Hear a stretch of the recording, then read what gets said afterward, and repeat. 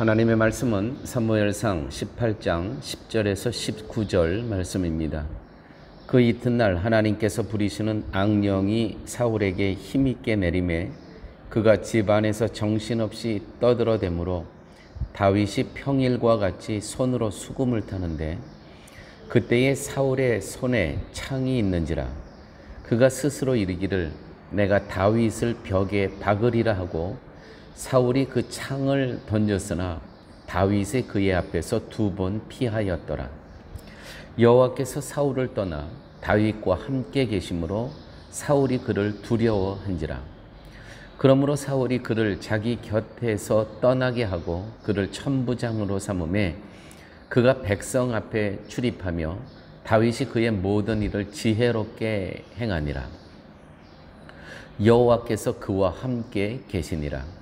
사울은 다윗이 크게 지혜롭게 행함을 보고 그를 두려워하였으나 온 이스라엘과 유다는 다윗을 사랑하였으니 그가 자기들 앞에 출입하기 때문이었더라. 사울이 다윗에게 이르되 내 맏딸 베랍을 내게 아내로 주리니 오직 너는 나를 위하여 용기를 내어 여호와의 싸움을 싸우라 하니 이는 그가 생각하기를 내 손을 그에게 대지 않고 블레셋 사람들의 손을 그에게 대게 하리라 함이라. 다윗이 사울에게 이르되 내가 누구며 이스라엘 중에 내 친속이나 내 아버지의 집이 무엇이기에 내가 왕의 사위로 되리이까 하였더니 사울의 딸 메랍을 다윗에게 줄 시기에 무홀라 사람 아드리엘에게 아내로 주었더라. 아멘. 인간에게는 누구나 시기와 미움이 있습니다. 그리고 그 누구도 이것을 스스로 다스리며 살아가지 못한다는 것이죠. 시기와 미움은 내 스스로 작정하고 내 의지로 만들어내는 것이 아닙니다. 이거는 순식간에 나타나는 인간의 속성입니다. 시기하겠다고 마음먹고 시기하는 것이 아니라 시기의 대상이 내 앞에 등장할 때 나의 의지와는 상관없이 시기와 미움이 발동하게 된다는 것입니다. 이것이 인간의 악입니다. 그리고 우리에게는 이것을 다스릴 힘이 없습니다. 시기와 미움은 타락한 인간의 본성입니다. 즉 시기와 믿음은 자기 영광을 구하며 살아가는 악의 열매라고 말할 수 있는 것입니다. 그렇다면 없앨 수 없는 시기와 미움에 대한 해결책은 무엇인가요? 없앨 수 없으니까 그냥 그대로 마음 놓고 시기하고 미워하며 살아가면 되는 것입니까? 성도로서 시기와 미움에 대해 어떤 생각을 갖고 대처해야 할까요? 사울이 다윗을 죽이려고 하는 이유는 지난 시간에 우리가 같이 말씀을 본 것처럼 사울의 죽인 자는 천천히요 다윗은 만만이로다 라고 여인들의 그 노래하는 소리를 듣습니다. 여기에서 사울에게서 시기와 미움이 발동합니다. 그러므로 사울은 지금 우리들 속에 그대로 존재합니다. 여러분, 이 이야기는 곧 우리의 이야기입니다. 우리의 신앙생활에서 교회 생활에서 늘 일어나는 일입니다. 사울은 악신에 들린 자신을 위해 수금을 타고 있는 다윗을 죽이기 위해 창을 2번이나 던집니다. 오늘 본문에 기록되어 있죠. 다윗이 사울에게서 무슨 해를 입혔습니까? 아닙니다. 다윗은 오히려 악령에 사로잡힌 사울을 위해 수금을 타고 있었습니다. 그런데 사울은 다윗을 자신의 왕위를 위협하는 존재로만 보았다는 것이죠. 다윗이 사울의 왕위를 빼앗을 생각을 하지도 않았고 또 그런 행동을 전혀 한 것이 없는데도 사울 스스로 그러한 생각을 했다는 것입니다. 이것이 곧 사단의 일입니다.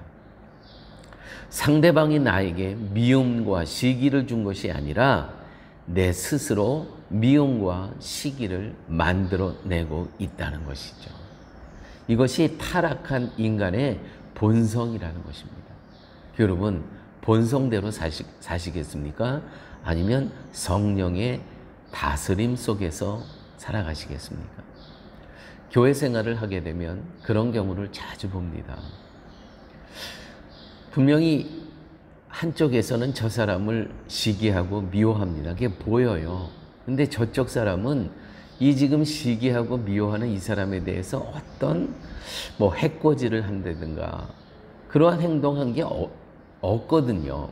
그런데도 이쪽에서는 그렇게 오해를 한다는 것입니다. 오해. 자, 이럴 때 어떻게 해야 되는 겁니까? 그냥 본성대로 계속 미워하고 시기하고 질투하면 되는 겁니까? 이 악을 계속 쌓으면서 살아가면 되는 겁니까? 잠언 14장 30절 말씀입니다.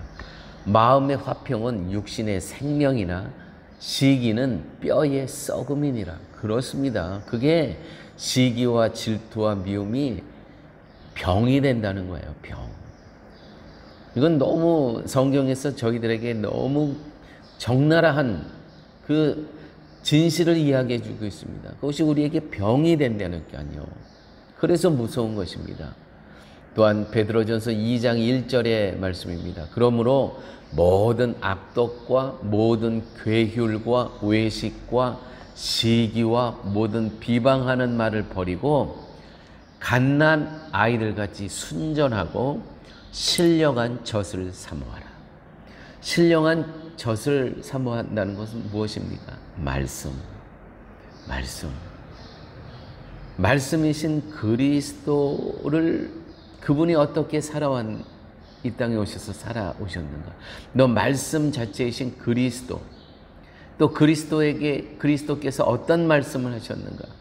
그 말씀의 다스림을 받지 않고는 해결할 방법이 없다는 것이죠.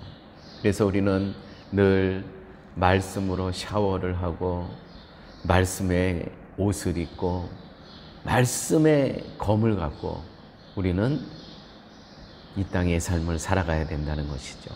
상대방의 말 한마디, 행동 하나를 가지고 내 멋대로 온갖 상상을 합니다. 사단이 하는 일이죠. 사단이 부추깁니다. 저 사람이 이렇게 말한 것은 이런 생각이기 때문일 것이다. 이렇게 상상의 날개를 핍니다. 이렇게 자기 스스로 모든 결과를 만들어내고 제멋대로 판단합니다. 이것을 두고 우리는 오해라고 말하지 않습니까? 우리가 이런 오해를 만들어내는 것은 내 자신을 포기하지 못하며 살아가기 때문입니다. 사단은 끊임없이 나의 의를 드러나게 하고 그 결과 시기하고 질투하게 만든다는 것이죠. 여러분, 예수 그리스도의 십자가에 그 의가 있습니다. 여기서 나의 모든 의는 포기되어져야 됩니다. 버려져야 됩니다. 오직 예수 그리스도의 십자가의 의만 자랑해야 된다는 것이죠.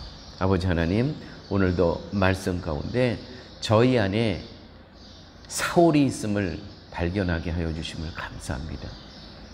미워하고 시기하고 질투하는 이 마음, 이거는 우리의 악한 본성임을 또한 깨닫게 하여 주심을 감사합니다.